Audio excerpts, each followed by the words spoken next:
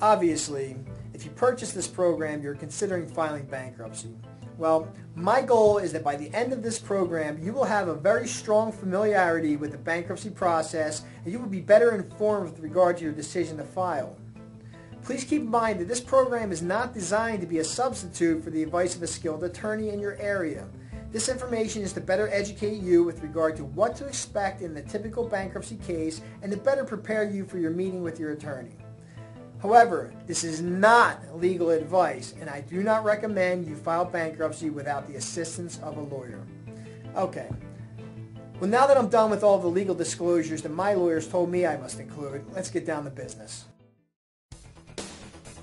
The following is an explanation of the two basic types of bankruptcies, the Chapter 7 and the Chapter 13, and what is required.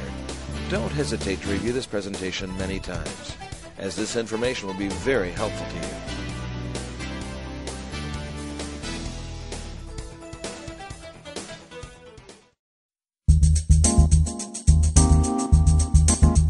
Chapter 7 bankruptcy is the liquidation of all your debts without the necessity of having to make payments on a monthly basis. Your case is filed and completed in approximately 90 days. Chapter 7 is filed when there is no money left over at the end of the month to pay your credit cards and other bills. You may file for Chapter 7 bankruptcy every 8 years, and it's measured from the date of the earlier bankruptcy filing. So if you filed on August 1st of 2000, you will not be able to file again until August 2nd of 2008. Under the Bankruptcy Reform and Consumer Protection Act of 2005, what we're going to simply refer to as the new law, you must pass the means test in order to qualify for a Chapter 7 bankruptcy. What this means is that your monthly income must be below the median income for your state. The median income for your state is the amount that is sort of middle of the road income for a family of your size, whether it's just you or you and a spouse. We've provided you with the median incomes for each state in your materials, and they are accurate as the date of the production of this program. Your income is determined by calculating your income for the 6 months prior to the filing of your bankruptcy. It doesn't matter if you're currently making that amount. So, if you're unemployed at the time of your bankruptcy filing, but had employment for the 6 months immediately before, your income will not be zero. It will be the average of the prior 6 months.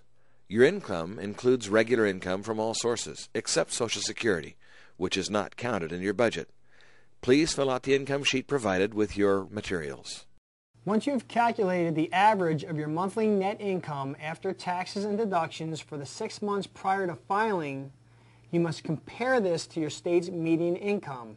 If your income is greater than the state's median income, you fail the means test and you will likely be required to file a Chapter 13 payment plan, which we will discuss further in a few moments. Now, if your income is less than the state's median income for your family size, you pass the means test and you're able to file for the Chapter 7 wipeout. The Chapter 13 bankruptcy means you will make payments on a monthly basis for up to 60 months to a case administrator known as a trustee. This is the bankruptcy you file when either you don't qualify for the Chapter 7 wipeout or you have priority debts like money owed to the IRS or child support that can't be eliminated under Chapter 7. This has been an overview of how the trustee will determine whether you get to wipe out your debt under Chapter 7 or whether you're in it for the long haul in a 5-year Chapter 13 case. Your attorney may advise you to do Chapter 13 if you have IRS taxes, child support, or alimony arrearages, or other non-dischargeable debt. What do the bankruptcy papers look like? There's the petition itself, the schedules, the statement of financial affairs, the statement of intentions, and the attorney's statement. The petition itself is a pretty short document that just gives the debtor's name, address, approximate number of creditors, and approximate total amount of debt owed. It gives how long you have lived in the jurisdiction and whether you have filed for bankruptcy in the past. The schedules go from A to J as follows. Schedule A consists of real property that you have an interest in, such as your home, raw land, etc. Schedule B consists of basically all other property you have aside from your real property.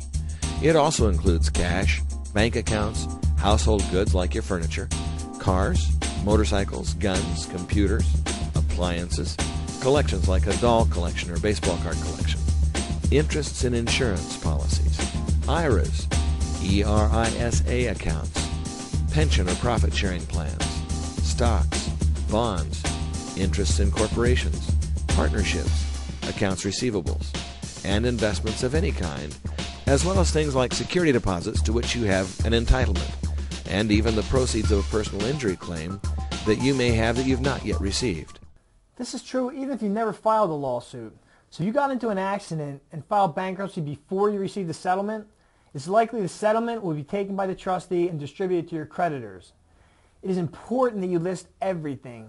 Failure to list all of your assets may be considered fraud and could land you in jail, and that is no exaggeration. Trust me, oops, I forgot I own that old clunker in the yard will not keep you out of jail. List everything. An important point to remember is that in many, if not most states, cash is not a protected asset. If you own a bank account at the time you filed your bankruptcy case, any funds in the bank account on the day you filed may be seized by the trustee and distributed to your creditors. There's sometimes wildcard exemptions, which basically protect a certain dollar amount worth of property regardless of what the property is, even cash.